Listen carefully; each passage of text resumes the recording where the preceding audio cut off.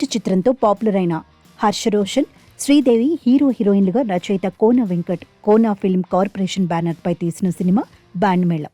సతీష్ జవ్వాజిని దర్శకుడిగా పరిచయం చేస్తూ ఈ చిత్రాన్ని నిర్మించారు. గురువారం ప్రేక్షకుల ముందుకు వచ్చిన ఈ సినిమా నచ్చకుంటే తను రచయిత పనిచేస్తున్న చిరంజీవి సినిమా చూడవద్దన్న కోనా స్టేట్మెంట్ను ఆడియన్స్ ఎంతవరకు సీరియస్గా తీసుకున్నారో చూద్దాం.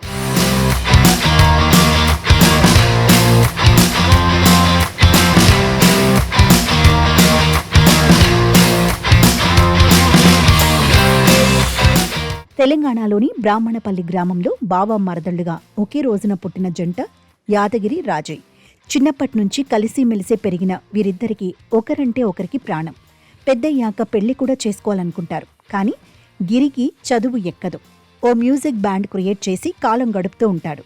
రాజీ బాగా చదివి 10th క్లాస్లో జిల్లాకే ఫస్ట్ వస్తుంది. పై చదువు కోసం రాజీ సిటీకి వెళ్లడంతో ఇద్దరి మధ్య గ్యాప్ వస్తుంది. గిరి ఊళ్ళోనే స్నేహితులతో బ్యాండ్ కొడుతూ ఓ మ్యూజిక్ సంస్థ నుంచి ఆల్బమ్ చేయమని ఆఫర్ రావడంతో నానా తిప్పలు పడి స్టూడియో పెడతాడు. అయితే కొబ్బరికాయ కొట్టిన రోజే స్టూడియో కాలిపోతుంది. అంతలోనే మరదలు రాజీకి పెళ్లి ఏర్పాటు చేస్తాడు తండ్రి సాయన్న. పెళ్లి టైంకి రాజీ మిస్ అవుతుంది. దాంతో ఆమె లేచిపోయిందనే టాక్ మొదలవుతుంది. అసలు రాజీ పారిపోవడానికి కారణం ఏంటి? గిరి రాజీ కథ కంచికి చేరిందా లేదా గిరి కెరియర్ బాగుపడిందా అన్నదే కథ.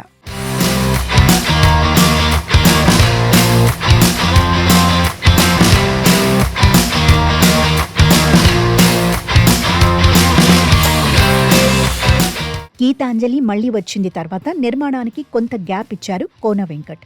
రచయితగా పలు కామెడీ ఫ్యామిలీ ఎంటర్టైనర్స్కు కేరాఫ్గా నిలిచిన కోన బ్యాండ్ మేళంతో మరోసారి నిర్మాతగా ప్రేక్షకుల ముందుకు వచ్చారు. తెలంగాణ విలేజ్ బ్యాక్డ్రాప్లో బావ మరదళ్ల మధ్య సాగే ఈ ప్రేమ కథ గిరి రాజీ చిన్నప్పటి నేపథ్యంతో ఆరంభమై ఇద్దరి ఫ్యామిలీల ఆస్తులు తారుమారై ఓ 20 నిమిషాలు సాగి ఆ తర్వాత గిరి రాజీ లవ్ ట్రాక్ వైపు తిరుగుతుంది. ఇద్దరి మధ్య కెరియర్ ఛాలెంజ్, దూరం పెరగడం ఇదంతా పరమ రొటీన్గా సాగుతుంది. రాజీ పెళ్లి కుదరటం, ఆపై లేచిపోవడం, తర్వాత ఏం జరుగుతుందనేది కూడా ఆడియన్స్ ఊహకు తగ్గట్లే ఉంటుంది. క్లైమాక్స్లో రాజీ ఇచ్చే ట్విస్ట్ కూడా ముందే గ్రహించవచ్చు. ఫ్యామిలీ సీన్స్ నుంచి అన్ని సన్నివేశాలు ఎప్పుడో పాత చింతకాయ పచ్చళ్లా సాగటంతో ఆడియన్స్ బాగా బోర్ ఫీల్ అవుతారు. ఇక మ్యూజిక్ స్టూడియో కట్టడం, అక్కడ హీరో చేసే వీరంగం, బ్యాంక్ వాళ్ళు ఇంటి మీదకు వచ్చే సీన్స్, కవిత లేచిపోవడం, ఈ సీన్స్ అన్నీ ప్రేక్షకుడి సహనానికి పెద్ద పరీక్ష. బావ మరదళ్ల లవ్ ట్రాక్ నుంచి ఏ సీన్లోనూ ఫీల్, ఎమోషన్ లేకపోవడం పెద్ద మైనస్.